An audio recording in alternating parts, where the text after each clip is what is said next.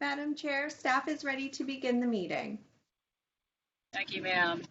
My name is Patsy Bryson. I am the chair of the Board of Zoning Appeals for the town of Hilton Head Island. I'm now calling to order the June 28, 2021 regular meeting of the Board of Zoning Appeals for the town of Hilton Head Island. Haley, are we in compliance with FOIA? Yes, ma'am, we are. Call the roll for us. Mr. Walczak? Present. Mr. White?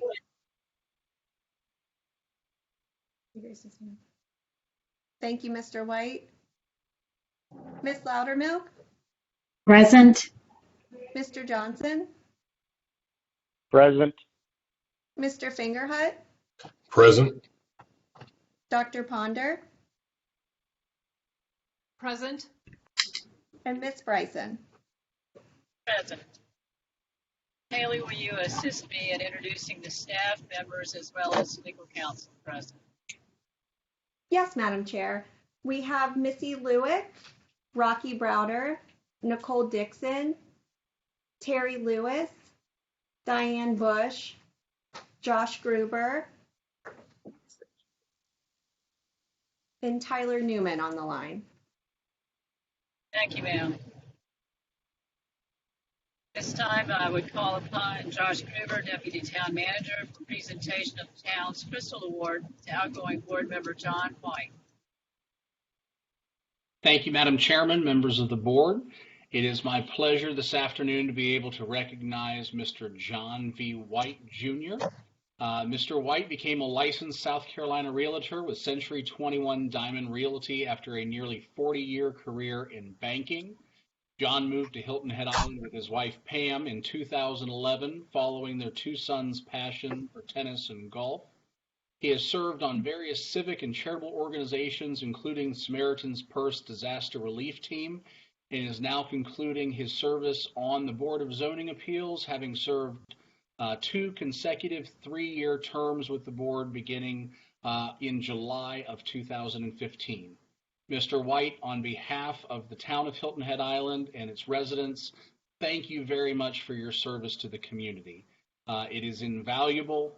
It is greatly appreciated, and we want to present you a small token of appreciation, which we would normally present to you in person, but unfortunately we're not able to do this at this meeting, so please keep an eye out for it in the mail. But thank you so much for your dedication and your efforts in serving this community.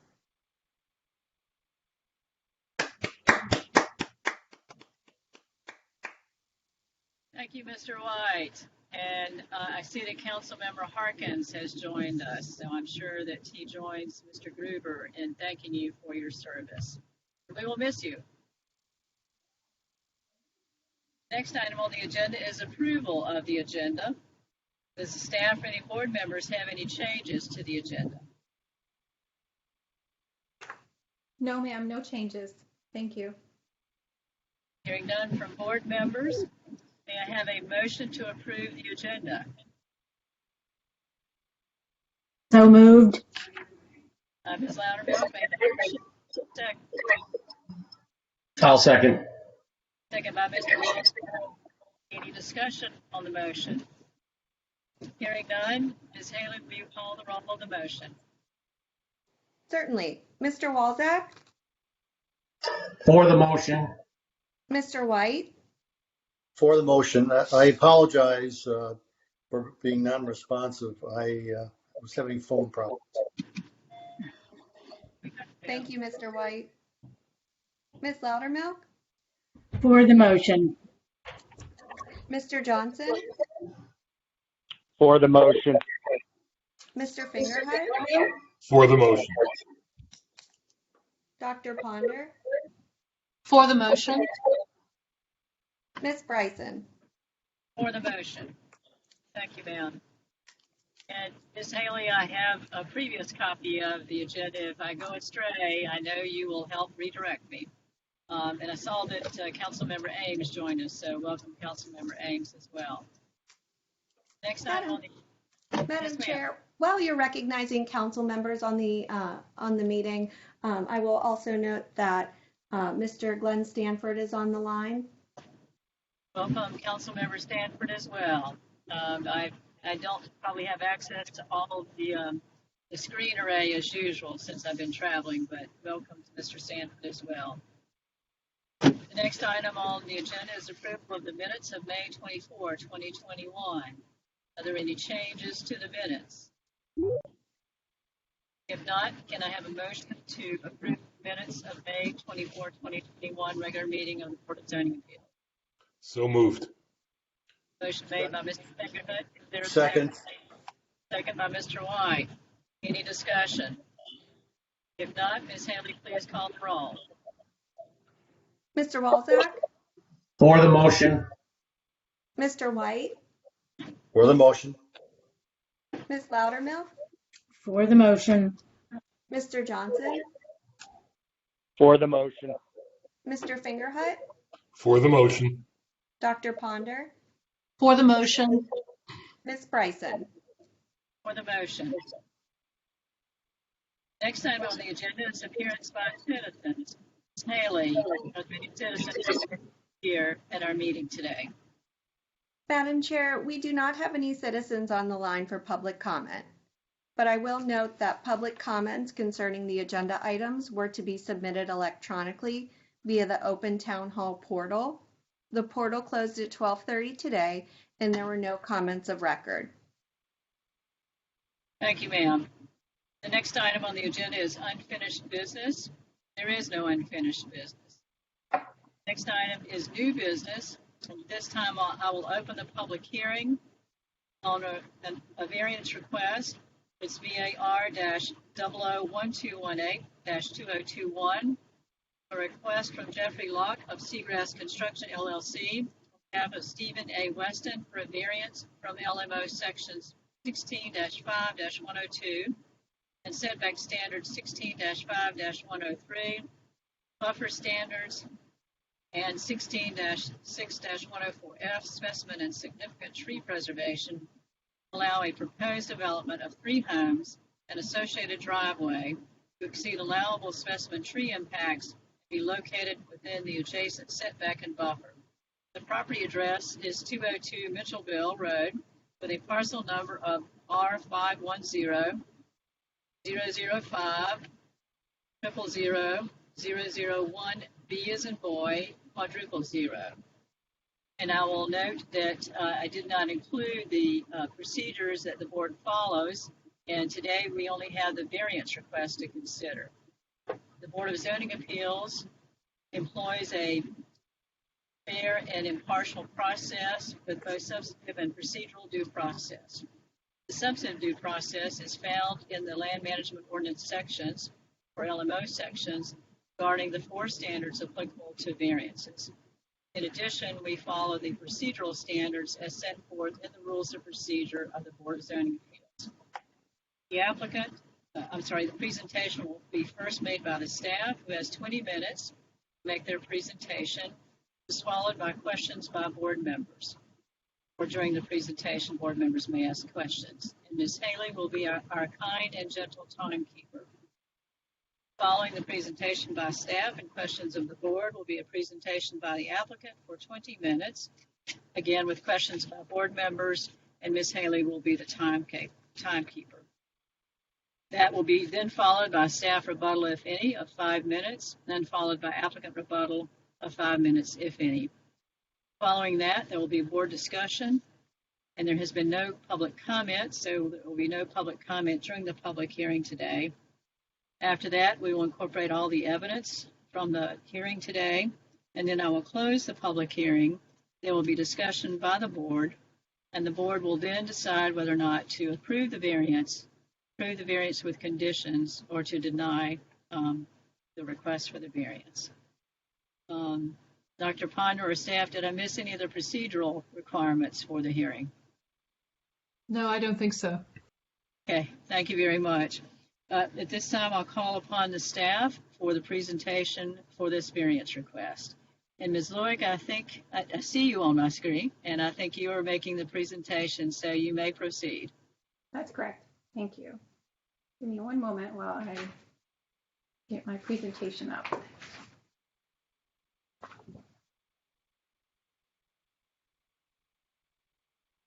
Thank you. Yes, my name is Missy Lewick, and I'm a senior planner for the town, for the record.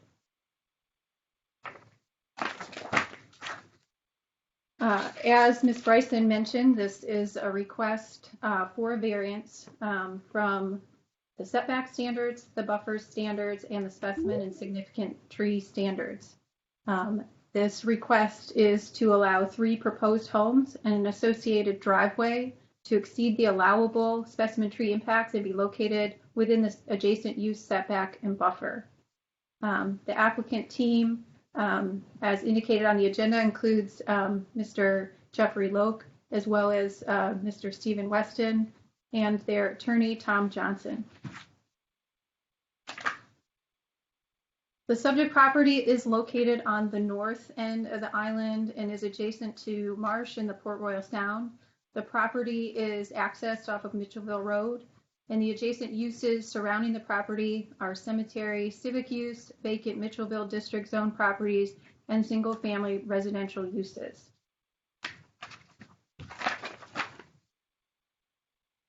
The applicant applied for a small residential development plan review on April 14, 2021 to develop 2 homes on the parcel. The application materials and site plans submitted for review placed 2 homes on the south side of the lot with 5-foot setbacks from the property line. According to the applicant, the property owner was under the impression that the 5-foot setbacks applied to the property, and this site was included in the proposed but not adopted Historic Neighborhood Preservation Overlay District. A public hearing mailing was sent to all property owners within the proposed district in September of 2020 that outlined the proposed amendment, which called for 5-foot setbacks adjacent to single family. But again, this proposed overlay district was not adopted, and the setback standards are not 5 feet. So a plan corrections report was issued after the initial review of the proposed small residential development that outlined the required setback and buffers for the site, as well as other plan corrections. After the plan corrections report was issued and after additional conversations with staff, the applicant decided to apply for a variance from the setback, buffer, and specimen and significant tree preservation standards for the development of 3 homes on the parcel. And shown here is the site plan that the applicant provided that shows the development meeting the required setbacks. However, this does not meet the buffer requirement on the south side. And I also noted the required setbacks of 10 feet on the north side and a type A buffer, option 2, which would be 10 feet. And on the south side, the required setback is 12.5 feet, and a type B buffer, option 2, at 15 feet would be required. The total parcel size is 2.13 acres and is located, again, within the Mitchellville zoning district. And a portion of the property in blue on the slide in front of you is located within the airport overlay district. The Mitchellville zoning district does allow for a density of 12 dwelling units per net acre.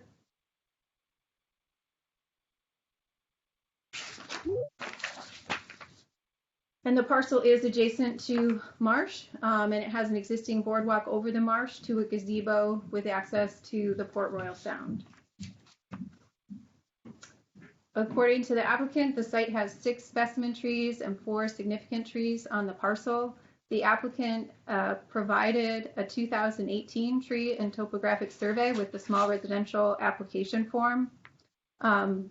The town requires a tree and topo survey that's less than 2 years old for development review, and the applicant is working on obtaining an updated tree and topo survey.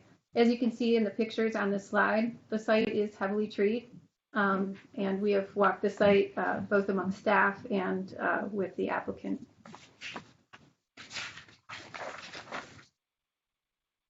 The site also has a drainage swale that bisects the parcel. The swale may be considered a wetland or simply a stormwater conveyance swale. In any case, it's a unique site feature that has development constraints, and that is located here on this slide, if you can see my cursor. The applicant would like to build 3 homes on the parcel, And due to the long and narrow shape of the parcel, the wetland or drainage swale, and the specimen and significant trees, the parcel does have site constraints that make developing the parcel in conformance with the LMO to be difficult. So the applicant is requesting a reduction in the setbacks from the required 10 feet and 12.5 feet to 9 feet on both sides. And the applicant is requesting a reduction in the buffers from the required Type A, Option 2, 10-foot buffer, and the Type B, Option 2, 15-foot buffer to a Type A, 9-foot buffer on both sides. And the property to the south, adjacent to the proposed orange and red homes per the applicant's site plans, is cemetery property, which is here. And the property to the north, adjacent to the blue proposed home, is undeveloped vacant property.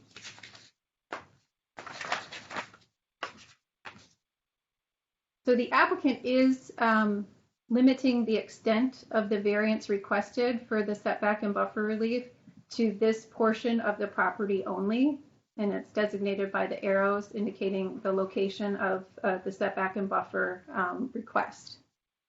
The applicant is also requesting relief from the specimen and significant tree preservation standards to allow a driveway to be 4.2 feet from the specimen tree trunk located between the blue and the orange homes. And the trunk, I can't quite see it on the slide, but it's about located right here, for this specimen tree. So it's this specimen tree that we're talking about for the majority of the specimen tree relief that's requested with this variance. So the request is to allow the driveway to be 4 foot 2 inches from the specimen tree trunk, and 7.6% of the two homes, which is impervious surface, and 42.4% of the gravel driveway. Even though the driveway is to be compacted, it will be a pervious surface. So all of that will be located within the specimen tree canopy, and the total disturbance proposed is 50%. When applying the required setback and buffers, these numbers become greater. So then there's 10.1% of the two homes are considered impervious surface. Again, the driveway impact is the same at 42.4%. So the total disturbance within the specimen tree canopy is 52.5% if the applicant meets the required setback requirements. I didn't have a calculation for it meeting the buffer requirements, as this is showing the 12.5 setback, but I didn't have a document that showed the 15-foot buffer requirement here and what those percentages would be. But per section 16.4.104 F2A3, no more than 20% of the total area within the drip line of any specimen tree shall be subject to paving or soil compaction, and no paving or soil compaction is allowed within 15 feet of the tree trunk. And the official may allow paving or soil compaction beyond the 20% limit if low impact development techniques, for example, pervious pavers, material placed at or above grade, or no use of mechanical machinery, are used as an alternative means of protecting the specimen tree. In either case, the applicant is proposing to have a gravel driveway. So both options that are depicted in the applicant's site plans have disturbance of more than 20% of the drip line and have soil compaction closer than 15 feet from the trunk of the specimen tree. So now we're going to go through the 4 variance criteria. Criteria number 1, there are extraordinary and exceptional conditions pertaining to the particular piece of property.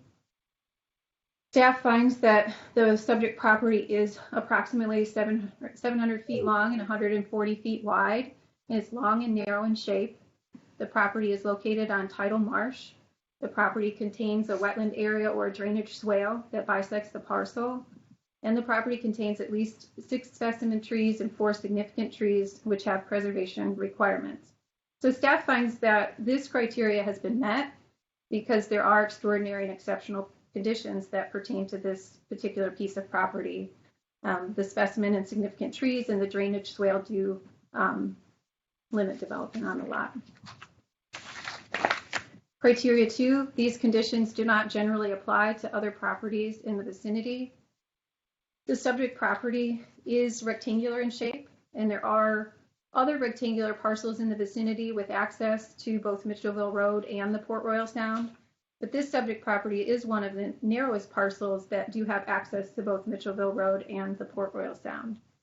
The subject property contains a drainage swale or a wetland area which does bisect the parcel. It's not known if this condition applies to other properties within the vicinity, but the nature of wetlands and drainage swales are that they're specific to the area around them and that they would serve a function. So they're fairly unique. The 2.13 acre site does have at least 6 specimen trees and 4 significant trees, which must be preserved, and there are development restrictions associated with specimen and significant trees. There are other properties in the vicinity that have specimen and significant trees of which the applicable LMO standards would apply. Staff does find that the application meets this criteria because there are extraordinary and exceptional conditions that apply to the property that do not also generally apply to other properties within the vicinity. Criteria number 3, because of these conditions, the application of this ordinance to the particular piece of property would effectively prohibit or unreasonably restrict the utilization of the property. The Mitchellville district allows 12 dwelling units per net acre. The development proposed is considerably less than the density allowed for the parcel. The 2.13 acre site has at least 6 specimen trees and 4 significant trees. And as I already mentioned, that no more than 20% of the total area within the drip line of any specimen tree shall be subject to paving or soil compaction, and no paving or soil compaction is allowed within 15 feet of the trunk. Also, per Section 16.5.102D, the required adjacent use setback for multifamily development adjacent to single-family use is 10 feet, and adjacent to cemetery or civic use is 12.5 feet. Per LMO Section 16.5.103E, the required adjacent use buffer for a multifamily development adjacent to single-family use is a Type A buffer, Option 1, 20 feet, or Option 2, 10 feet, and adjacent to cemetery or civic use is a Type B buffer, Option 1, 25 feet, or Option 2, 15 feet. Staff feels that the 3 homes could be repositioned on the site and the driveway access redesigned so it further meanders around the specimen trees so that the site could meet all LMO requirements. Staff found that the application does not meet the criteria as set forth in LMO Section 16.2.103(S4) because there are extraordinary and exceptional conditions that apply to the property that would prohibit or unreasonably restrict the utilization of the property, as the site layout could be redesigned for the 3 homes and associated driveway to meet the LMO requirements. And criteria number 4, the authorization of the variance will not be of substantial detriment to the adjacent property or the public good, and the character of the zoning district where the property is located will not be harmed by the granting of the variance.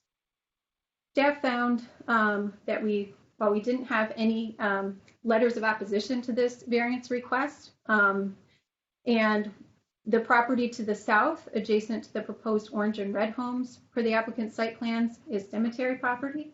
The property to the north, adjacent to the proposed blue home for the site plans, is undeveloped vacant property. And the applicant has limited the setback and buffer variance area to the rear of the parcel, which is adjacent to undeveloped vacant property to the north and the cemetery property to the south. And the purpose and intent of the tree protection section is to provide standards for the management of trees and forest areas, including the tree canopy and specimen trees that contribute to the ambience, economy, and quality of life on Hilton Head Island by adhering to principles of sustainable management and use of forests, forest lands, and trees in a way that protects the ecosystem supporting the forest and trees, maintains their biodiversity and productivity and ability to regenerate, and maintains their overall health and potential to fulfill now and into the future relevant ecological, economic, and social functions. Also, the purpose of the adjacent street and use setback standards is to provide separation between structures and adjacent streets, right-of-ways, and property lines. Such separation is intended to maintain and protect the town's island character ensure protection from street traffic, and facilitate adequate air circulation and light between structures and the street and between structures and adjacent developments. And the purpose of adjacent street and use buffer standards is to spatially separate development from adjacent streets and adjacent development with aesthetically pleasing natural or landscape buffers. Such buffers are intended to help mitigate potential adverse impacts from adjacent street traffic, create attractive streetscape for motorists, and allow the location of certain dissimilar land uses to adjacent to one another by mitigating potential negative effects between the uses, and provide space for landscaping that can help improve air, water quality, and be used to reduce stormwater runoff. Staff found that this application does not meet the criteria because it would be of substantial detriment to the adjacent property or the public good. Staff felt that the property can be redesigned to meet the ELMO requirements and the intended purpose of setback, buffer, and tree protection standards can be met. And a development that does not meet setback, buffer, and tree protection standards can have a substantial detriment on adjacent properties. So finally, it is staff's recommendation that although 2 out of the 4 criteria staff found are to be met, but because all 4 criteria have not been met, it is staff's recommendation that this application be denied. This concludes my presentation. I'll entertain any questions at this time.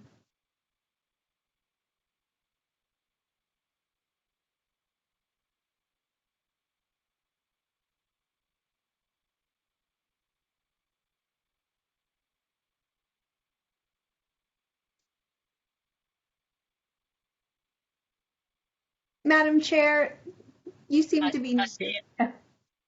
Yeah, and I did that to myself.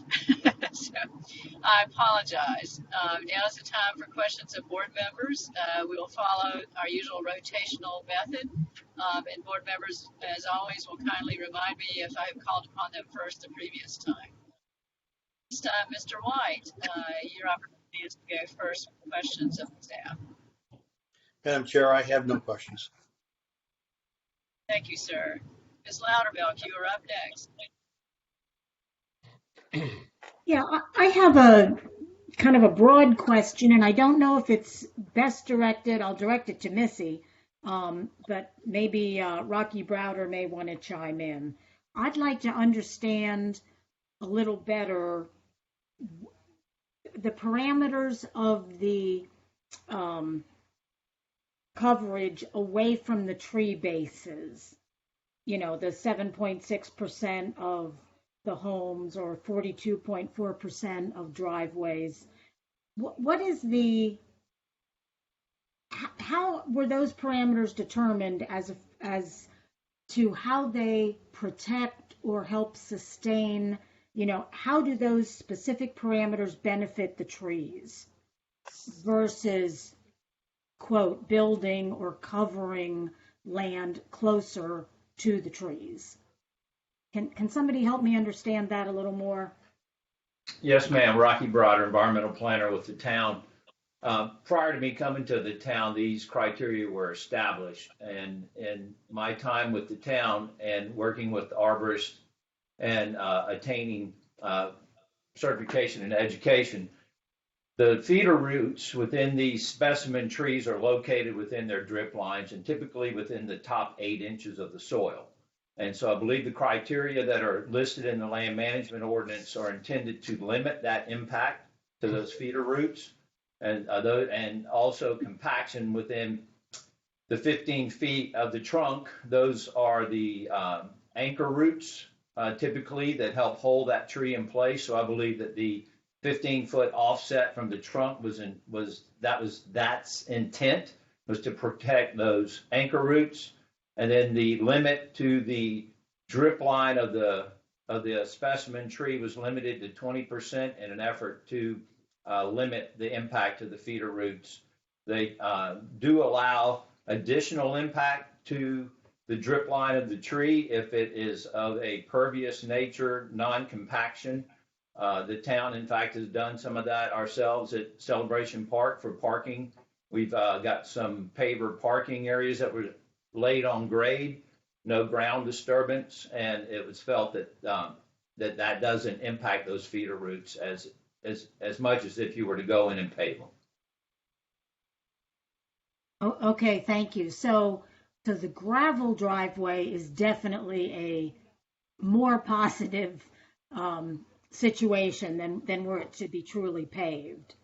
Correct, because typically a paved driveway, they have to prepare the sub base, so they will typically grade down, put in a sub base, compact that, bring in white rock, compact that, and then put the asphalt or whatever impervious surface they're proposing to do on top of that. Okay, so there's so much data here.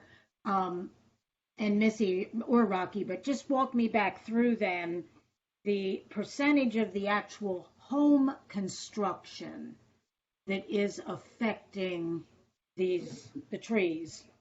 I mean, per the LMO. Let's, for the moment, assume the driveway is, quote, fine. Talk to me about the house construction itself. In both scenarios that were presented, the homes are, in one scenario, 7.6% within the canopy, and the other one, 10.1%. Okay. But also, in both proposals, the driveway is within 4 foot 2 inches from the trunk. So there's that 15 foot from a trunk requirement. And neither proposal meeting the ordinance or not meeting it are met. Right. Okay. All righty. Thank you. Anything else from you, Ms. Loudermill? No, not at the moment. Mm-mm. Thank you, ma'am. Mr. Fingerhut, it's your turn to ask questions. Thanks, Madam Chair. Yeah, just a brief question for Ms. Lewick. In number 3 of your analysis, you mentioned that the homes and the road could be repositioned to meet all the LMO requirements. Do you have a rendering of what that might look like? Oh, sorry. I don't have a rendering, but I could bring up my presentation again and kind of show with my cursor how that could work. That would be helpful, I think, just okay. in considering whether it's reasonable or that sort of thing.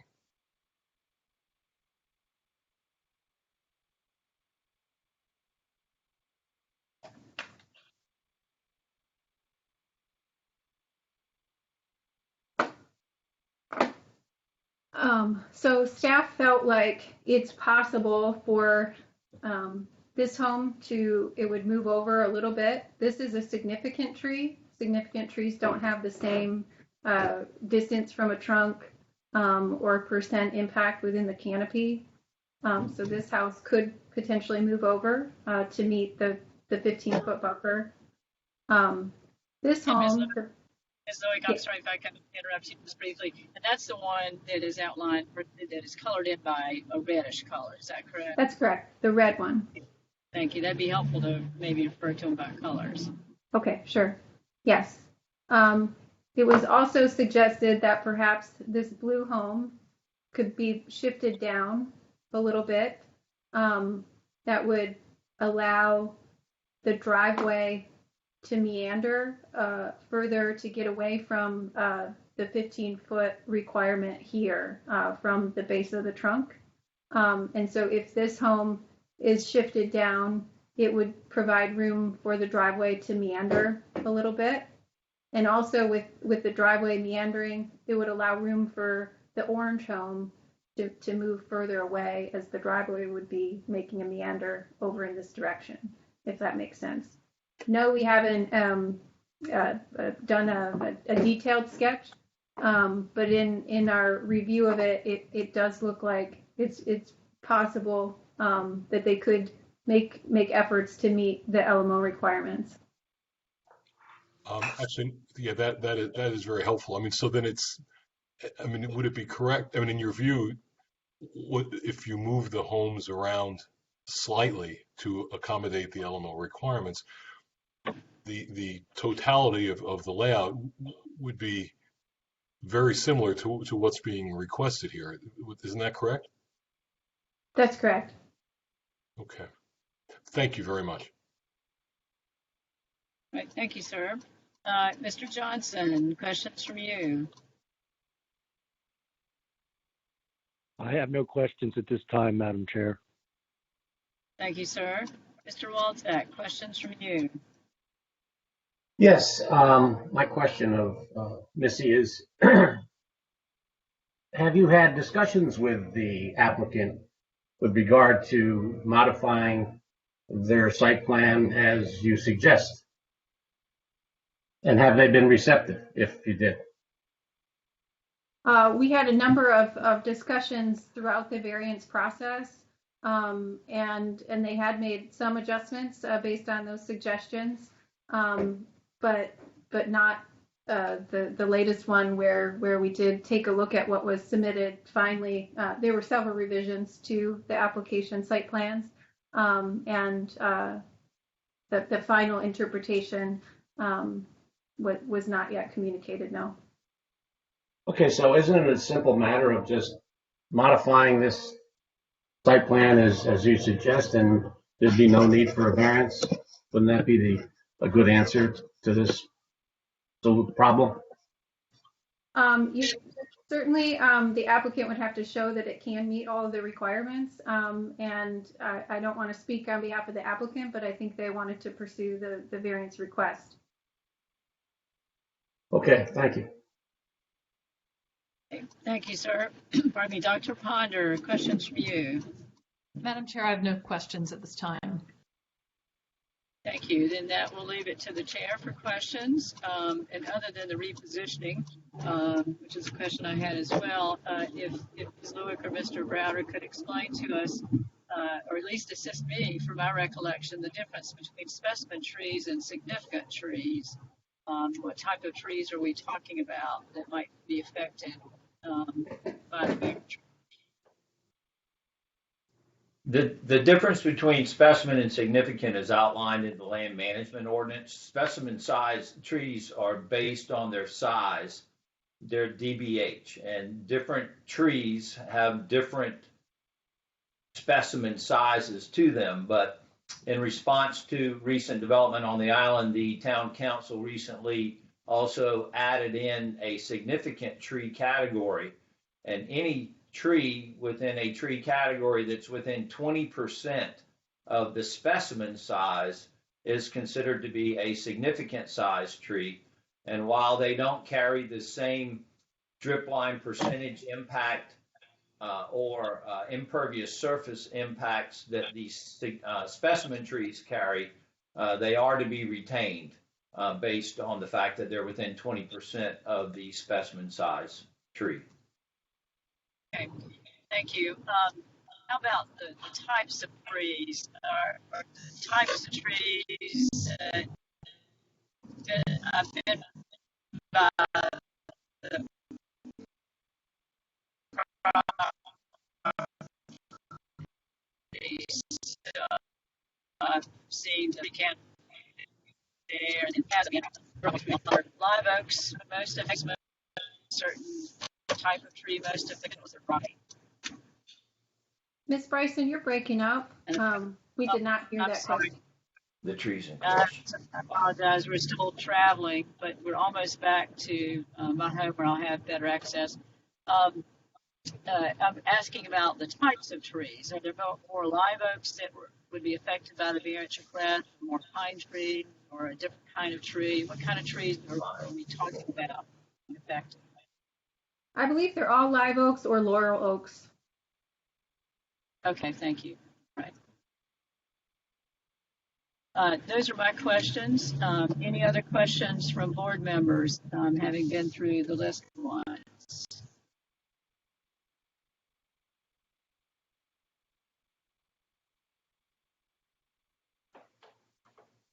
Okay. Now 20 minutes. Ms. Haley as timekeeper, and applicants have been any minutes if you want to begin. Were you able to hear me? Madam Chair, no, if you could repeat that last sentence. Yes.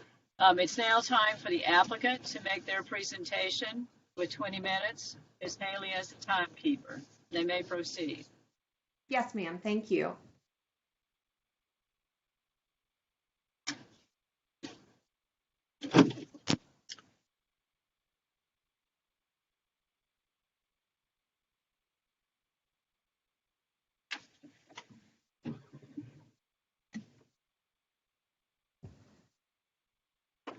Mr. Weston, I don't see Tom Johnson on the line. He was on the line earlier. Hey, let me try to find him real quick. This is Robert Fox. I'm an attorney with assisting Mr. Johnson. He is coming back onto the line at the momentarily. He and I were conversing offline.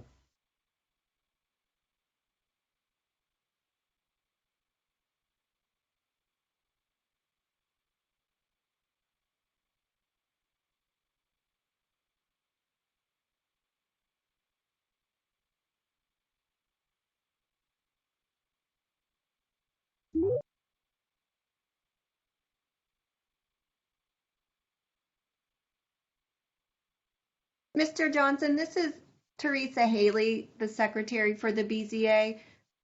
We're ready for your presentation when you are. You'll need to unmute on your end.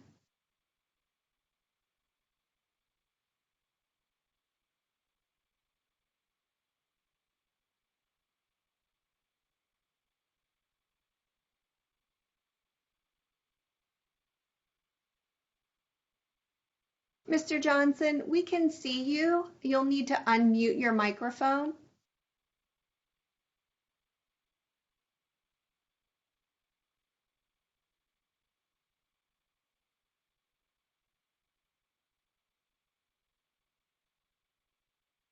I'm calling him now on the cell phone. I'll be right back.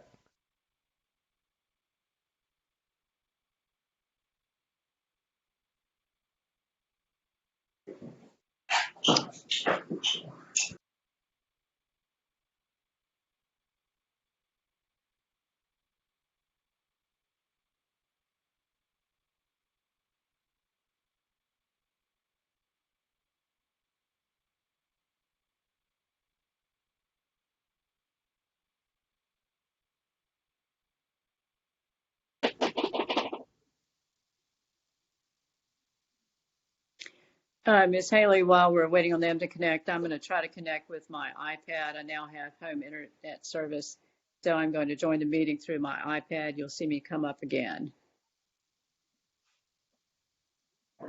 And then I'll get off of my phone. Thank you, Madam Chair.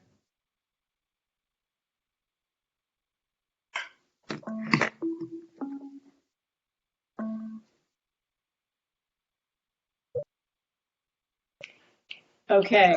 I apologize. I want to make sure I was connected. Now I'm on board. Thank you, Madam Chair. Mr. Johnson, we see you are trying to talk. You'll have to unmute on your end.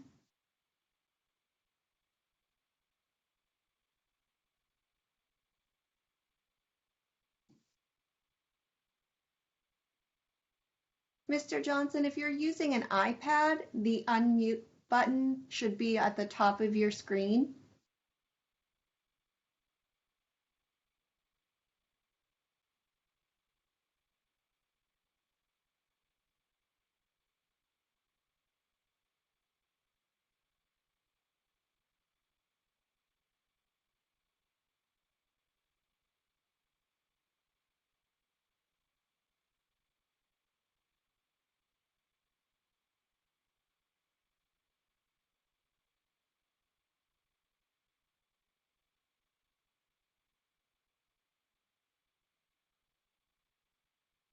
Mr. Johnson, if you're having difficulty, perhaps you could call into the meeting using your cell phone.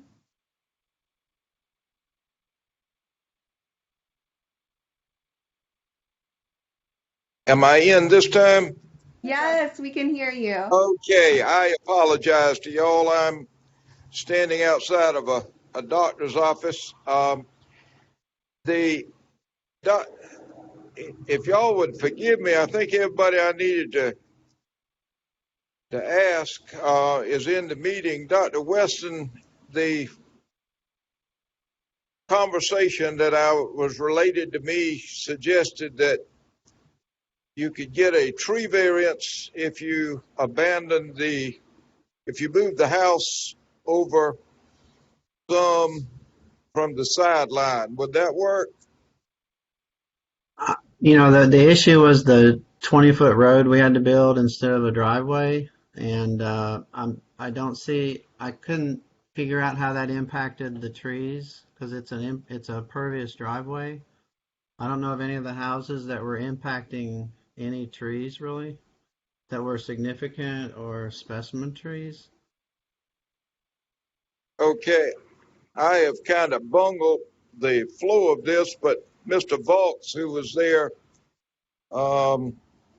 representing Dr. Weston along with me, seemed to think that there was a solution on the table. Roberts, is that? Here's my question. I understand that the driveway is not a driveway per se, but rather because there are three houses there, the fire marshal has requested that it be a 20-foot road. If it were a driveway, we wouldn't have this. We wouldn't have the issue. I question whether or not if you move they talked about the road meandering. I'm not sure you can take a 20-foot road and meander it through this property without running into a specimen or the other type of tree. Significant. A 20-foot road is hardly a driveway. It would seem to me that the 20-foot road is the issue. If we go back, if staff could put that diagram back up again.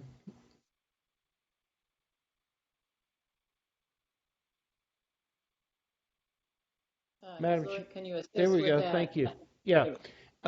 Here's the 20-foot road.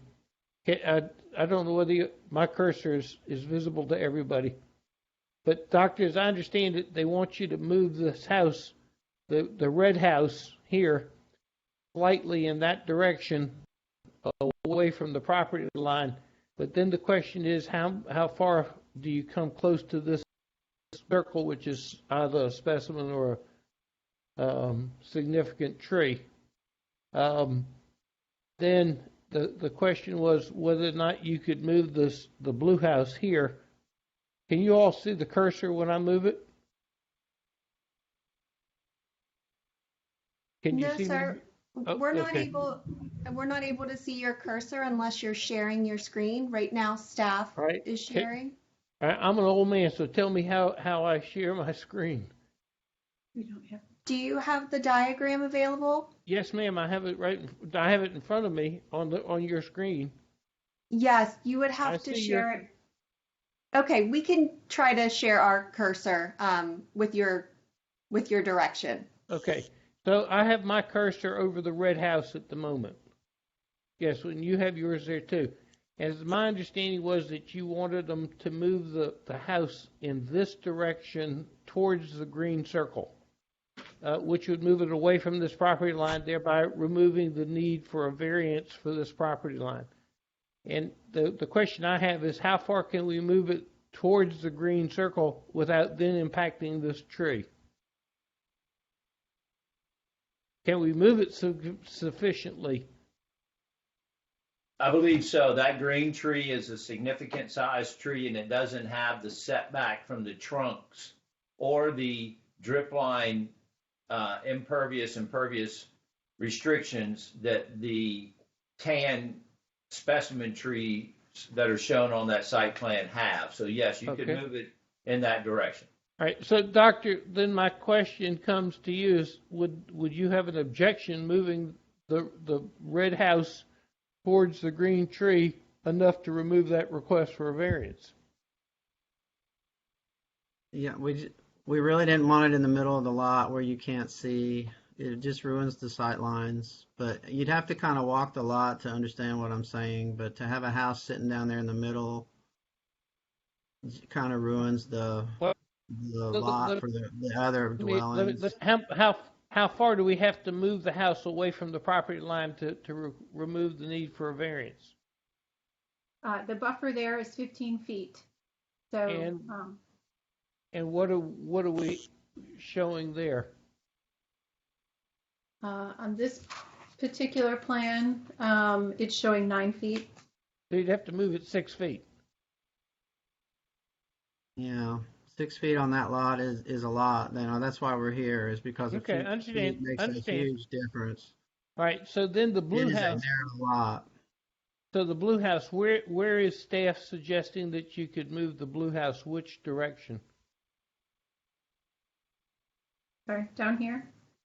All right, back towards Mitchellville Road. That's correct. All right, and the purpose of that would do what? Remove it from this tree here?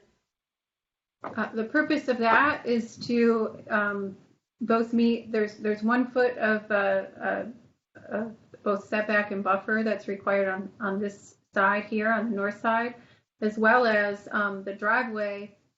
The trunk of this specimen tree is right here, and right now the edge of the driveway is 4 feet 2 inches, and to get it to be 15 feet from the trunk, the driveway would have to meander something like this.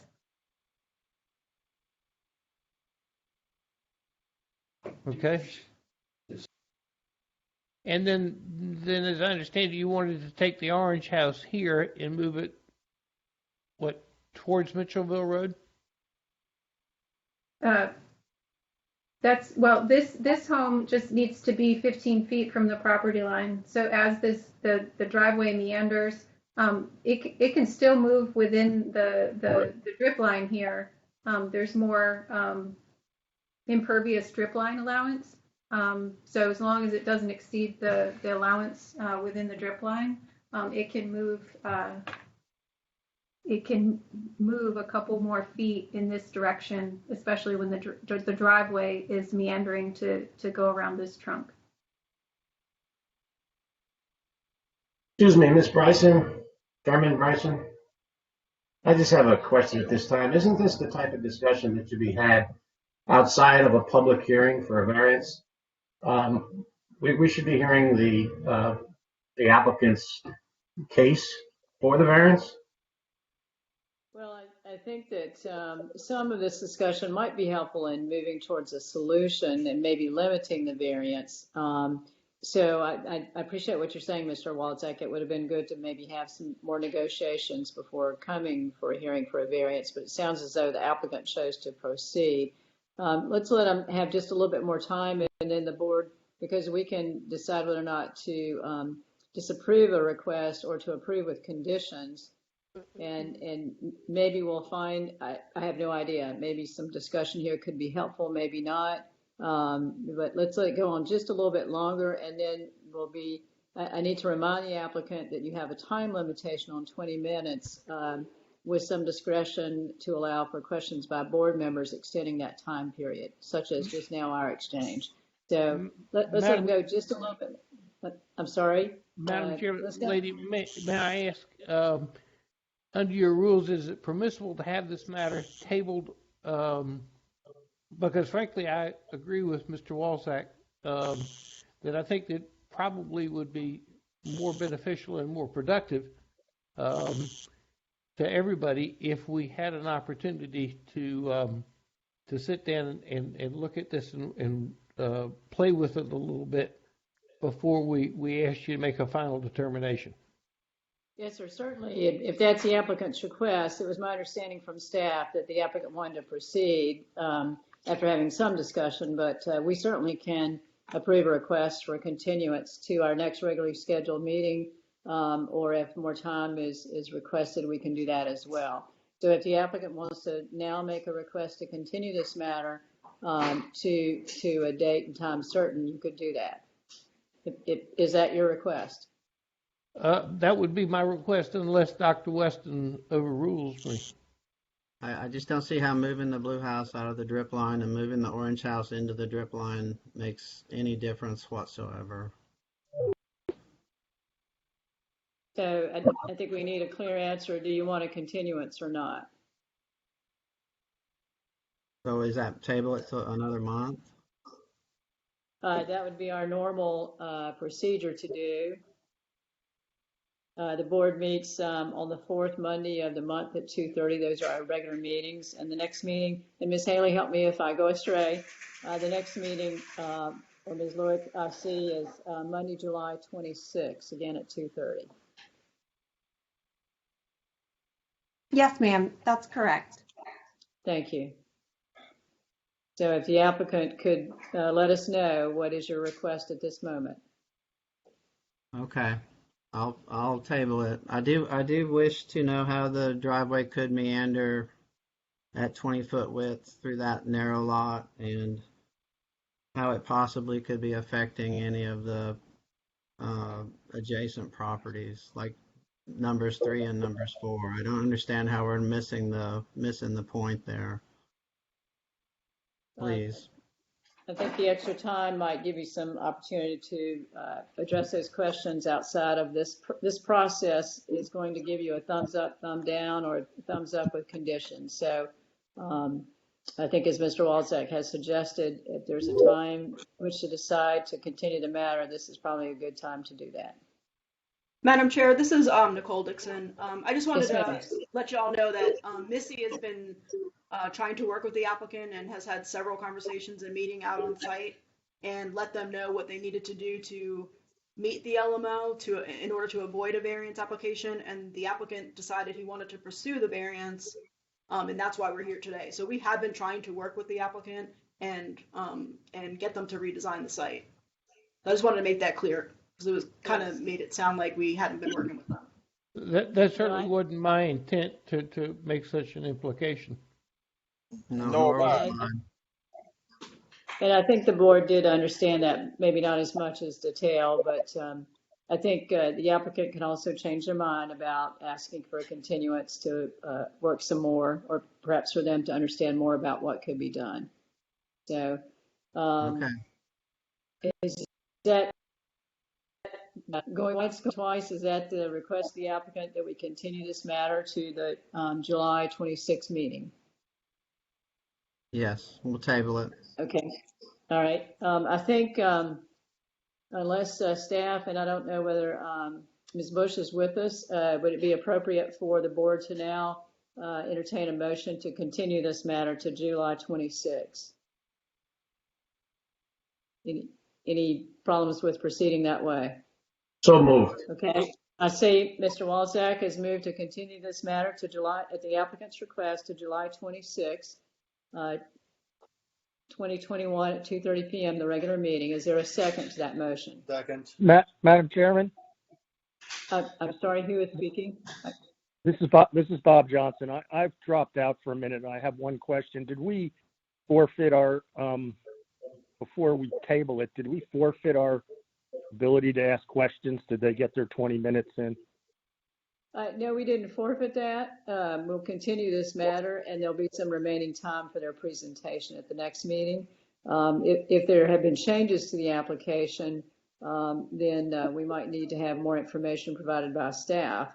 So I think we'll be flexible as far as allowing the presentation to be made. So no, sir, you're not forfeiting your question, at least not by my count. So yes, sir. And I think we had a second by Mr. White to that motion to continue. Is that correct, Mr. White? I think I saw you raise your hand. It is. Okay. Any discussion on the motion by board members? Hearing none. I'm sorry, someone is speaking. Can you? This is Bob Johnson. Yes, sir. I'm sorry, but I wanted to recommend that the applicant. I wanted to ask who did the design work, and I want to recommend that he look at hiring somebody to help him with the design work. Okay, I think you can make that suggestion. I don't know whether that's appropriate or not, but it seems like there's some advantage to that. We note that recommendation. Thank you very much for it. Okay. Any other discussion by board members before we take the roll call vote on the motion? Hearing none, Ms. Haley, will you call the roll on that motion? Certainly, Madam Chair. Mr. White, For the motion. Ms. Loudermilk, For the motion. Mr. Fingerhut, For the motion. Mr. Johnson, For the motion. Mr. Walzak, For the motion. Dr. Ponder, For the motion. Ms. Bryson. For the motion. Motion carries 7-0.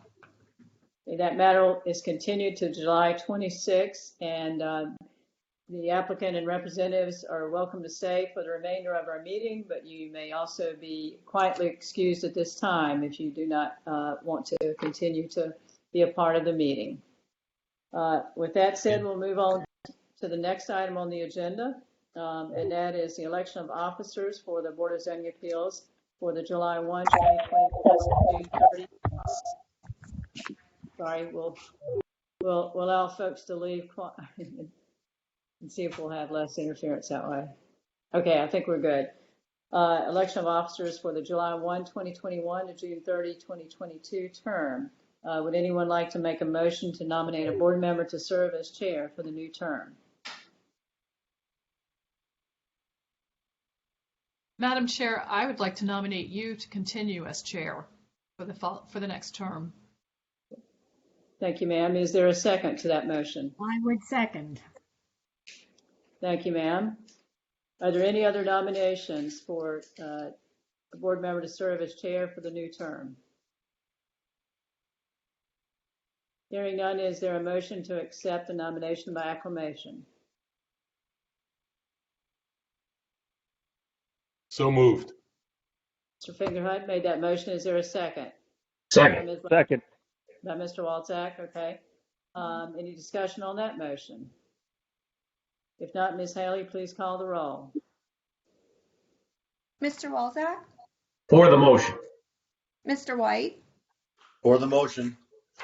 Ms. Loudermilk, For the motion. Mr. Johnson, For the motion. Mr. Fingerhut, For the motion. Dr. Ponder, For the motion. Ms. Bryson. For the motion. And Motion. thank you for your, I'm sorry, Ms. Haley, go ahead. I was just going to say that the motion carries unanimously. Thank you, ma'am. Thank you for your confidence, and I hope I'll continue to respect that confidence. Is there a motion to nominate a board member to serve as vice chair for this term?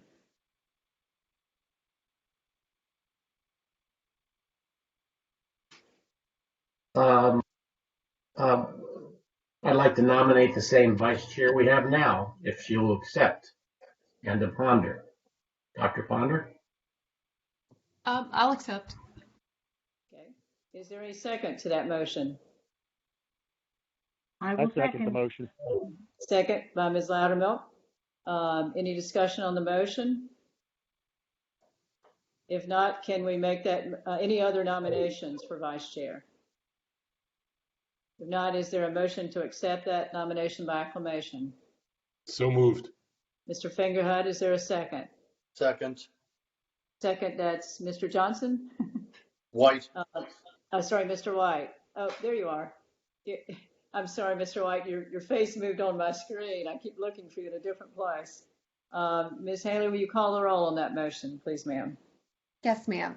Mr. Walzak, For the motion. Mr. White, For the motion. Ms. Loudermilk, For the motion. Mr. Johnson, For the motion. Mr. Fingerhut, For the motion. Dr. Ponder, For the motion. Ms. Bryson. For the motion. Motion carries unanimously. And thank you, Dr. Ponder. The next would be a motion to nominate Teresa Haley to serve as secretary for the new term. So moved. The motion by Ms. Loudermilk, is there a second? I'll second that. Second by Mr. Walczak. Are there any other nominations? Then there would be a motion to accept this by acclamation. So moved. Mr. Walczak. A second by Ms. Loudermilk is nodding her head. Any discussion on the motion? And Ms. Haley, we assume you will accept this nomination. Yes, ma'am. Thank you. Would you please call the roll? Certainly. Mr. Walczak? For the motion. Mr. White? For the motion. Ms. Loudermilk? For the motion. Mr. Johnson? For the motion. Mr. Fingerhut? For the motion. Dr. Ponder? For the motion. Ms. Bryson? With gratefulness for the motion. Thank you. Motion carries unanimously. The next item on the agenda is board business, and I ask the staff to place again the consideration of LMO amendments related to lot sizes and setbacks. At the last meeting, I believe Ms. Dixon reported to us that the staff was going to look at perhaps an education program, and I thought it might be helpful, since the board had been concerned about lot sizes and setbacks, to have a report on that. So if Ms. Dixon or someone else with the staff would give us an update. Yes, ma'am. This is Nicole. Yes, this is Nicole. Sorry. No, that's okay. Thank you, ma'am. Go ahead. I'm going to combine the two updates about LMO amendments on your agenda because I think that they kind of go hand in hand. I did mention that we were going to be doing some kind of educational outreach and a workshop with contractors and developers to let them know the importance of setback and buffers and what can encroach and what cannot encroach. But I would like to add that when staff presented our first general set of LMO amendments at the June PPC committee meeting, and setback and buffers was a topic that is part of that general list. And the direction that staff received from council was that anything that was reducing any kind of setback or buffer or making it more flexible, they asked us to hold off on, and they would like us to have a workshop with council and other stakeholders to kind of do an overhaul of the setback and buffer section of the LMO. So that's where we're at with that.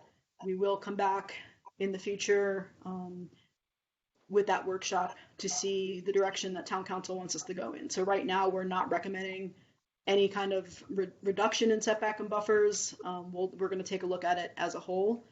And again, we went over that initial general set list and just kind of introduced what staff was recommending to go forward as part of the first set. And there were several concerns from town council or issues that they would like us to come back with some further clarification on, and we'll be presenting that at the July PPC committee meeting. And then once we get that direction, we'll be introducing the amendments to the LMO committee, I believe, in August. The amendments. Okay, thank you, ma'am. Questions by board members of Ms. Dixon? Yeah, this is Lisa. Yes, ma'am. I have Go ahead. A question, and it's maybe a little more general, but given the importance, particularly on Hilton Head Island, of the LMO and the various, conditions and amendments and requirements that are contained within it,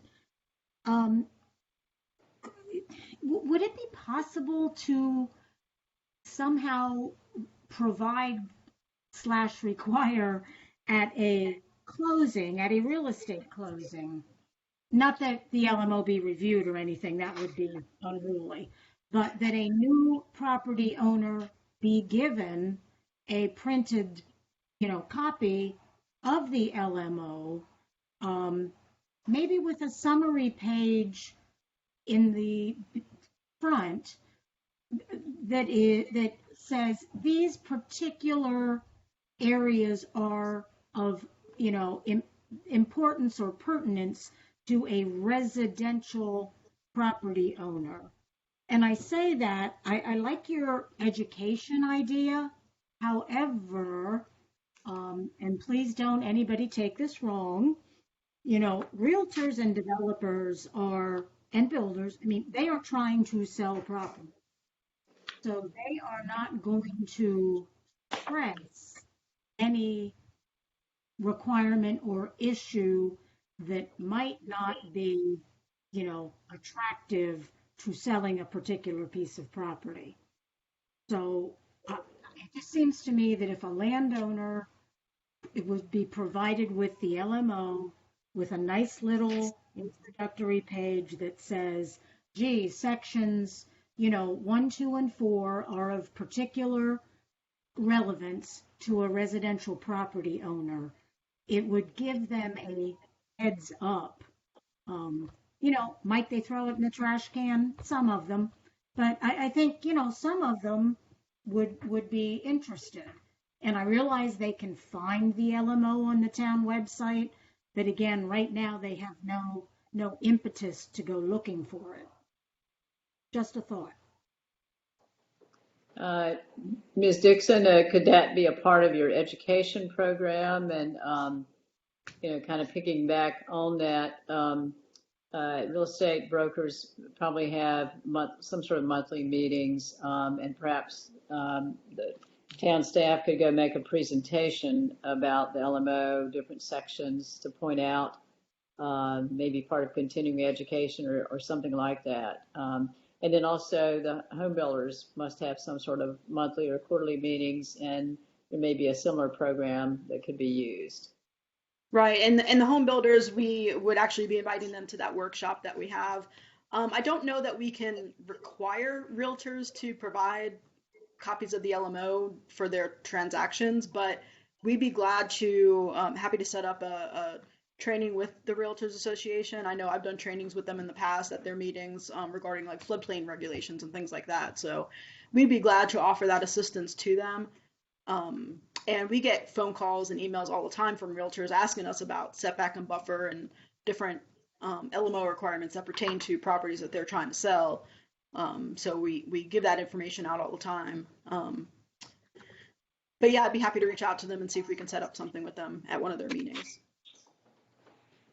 Yeah, I think just any way to get the information into the property owner's hands, because in some of these cases that have come before us, it's at least communicated to us that the property owners, the buyers, have been intentionally or unintentionally ignorant of buffer and setback requirements. So I think any education that can make its way to them, so much the better. This is Bob Johnson. I'm pretty sure that's a question for the legal staff, whether that can be required in any way, shape, or form. It's a good idea, but there's a lot of arms to that and how it can be accomplished. Yeah, perhaps Ms. Bush could address that, but before she does, if there can be no requirement for new homeowners to be provided, or I guess existing homeowners, if they're buying another property, to be provided that at closing, perhaps there's some sort of handout that staff could prepare that they ask the closing attorneys to hand out at each closing with reference to the LMO and pertinent, 1 or 2 pager. So maybe something like that, unless Ms. Bush has an idea of how it could be required. Ms. Bush, do you want to respond? There you are. Thank you. Hello, congratulations. Re-election. Chair Bryson, board members, Diane Bush here for the record. I'm not aware of anything that would allow the town to enact legislation that would require the LMO being distributed as part of a closing. I'm not aware of anything that wouldn't. It would seem, and I'll be happy to research that off the top of my head. I don't know. It would seem, though, that the more efficient means might be through compliance with the agents and the closing attorneys. Yeah, that's really what I was thinking. I mean, I wasn't trying to get too legislatively carried away, but when you buy a property in Sea Pines, you are given a copy of the Sea Pines covenants. So somehow someone is making that happen. So I kind of had that concept in mind. I think that would certainly just have to be through, with Nicole and her efforts with educating or communicating with the real estate folks. It may be a way to go. Lisa, in the interest of the environment, that this would only be an electronic copy. There's just no way to hand anybody that many pages. A, it's expensive, and B, it's just an absolute travesty to print those pages like that. No, you're right there. Mm-hmm. Also, Lisa, there is some information being conveyed. As an example, you mentioned Sea Pines. Most of the plantations do offer their covenants on new homeowners. That's one.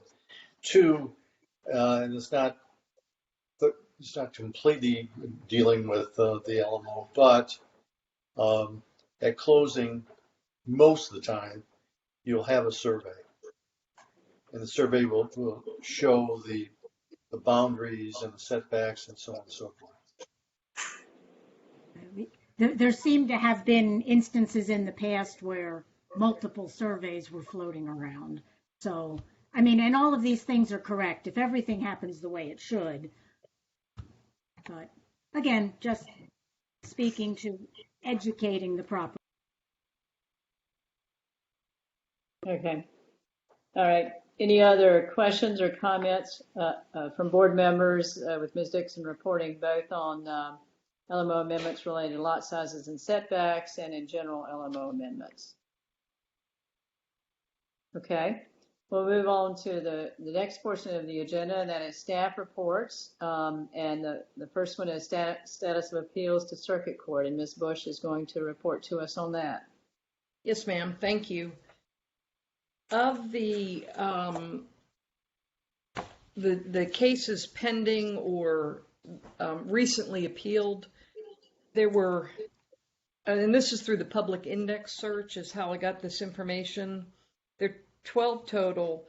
5 of them have been disposed of. Of the 7 that remain, 5 are sandcastle cases. They are in active, in best as I can describe, an active mediation status with the town, although not through me. That's not what the town has asked me to do, but I understand that's the status. And 2 are Arbor Nature. The last thing that I see that was filed with them was on 6/29 of 20. There's no further information that I can glean through the search.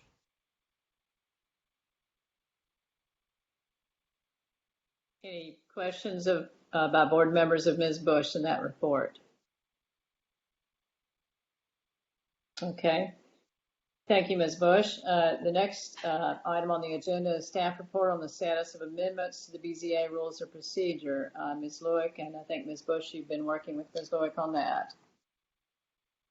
We don't have an update before you, but we will at the next meeting. Staff is going to be meeting internally this week to discuss some of the research that we've done on other communities, like communities in South Carolina, as far as what they do as far as their procedures for public comment, both for all cases, including appeals. And so we're going to review some of that research internally, and you'll see something before you at the next meeting. And hopefully that will include either a rules of procedure amendment for your consideration, or at least a report out of our final research. Do you have anything else to add, Diane? I don't. I've got July 1st on my calendar for our meeting, and once we plow through what we've got, we'll have something ready. And just a side note, I did ask Ms. Loic for her and Ms. Bush to look at our rules of procedure to see if we can quicken our method of adopting amendments.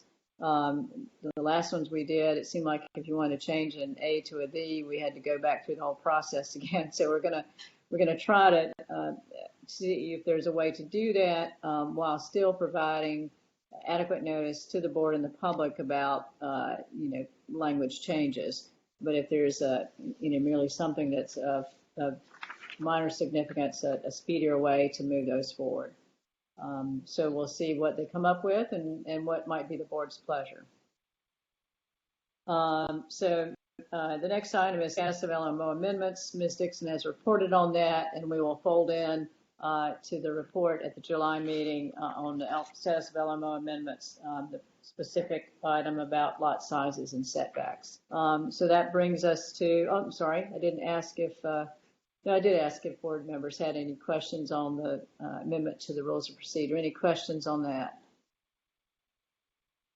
I did not ask that question. Okay, thank you. The next item then on the agenda is the waiver report from Ms. Loic. And we did receive a written report. If there are any questions on the written report, I'm sure Ms. Loic would entertain those. If not, we'll add that to the record of our proceedings. No question or discussions, we'll add that to our record, and thank you, Ms. Loic. Any other matters to come before the board at this meeting today? Matters from the board or staff? Yes. Yes. I would just like to say that over the past few minutes of our meeting, there were an awful lot of for the motions made. And I'd just like to say one thing for the record. I think, Patsy, you've done a great job as our chairman over the past year under these difficult Zoom times. And I just thought, you should know that from me. Thanks very much, Mr. Walczak. I appreciate that. You guys have been very helpful and very, very patient with us working through this. So thank you very much. And I understand, Ms. Loic, is there any update on when we might actually be back in person? There is an update. We will be in person at our July meeting. So this is our last virtual meeting. Hooray! Yeah. I think we'll enjoy that. Well, everyone stay healthy and safe until then. And any other business? I just yes, have Ms. one. Loic. Yes. For those of you who I've sent reminders to do your education training, please remember that is due by the 30th. So we just have a couple more days, and we send out the web links of the courses that are available. So I did mine this morning. Thank you. Okay. But I'll send you the sheet. Great. Thank you so much. Appreciate that. All right. Going once, going twice. Look forward to seeing you all in person. And with that, I'll adjourn the meeting at, I think I have Eastern time back on my watch again, 3:52 p.m. Thanks, Dr. Ponder, for being ready and able to step in on a moment's notice. Goodbye, all. Best wishes, everyone.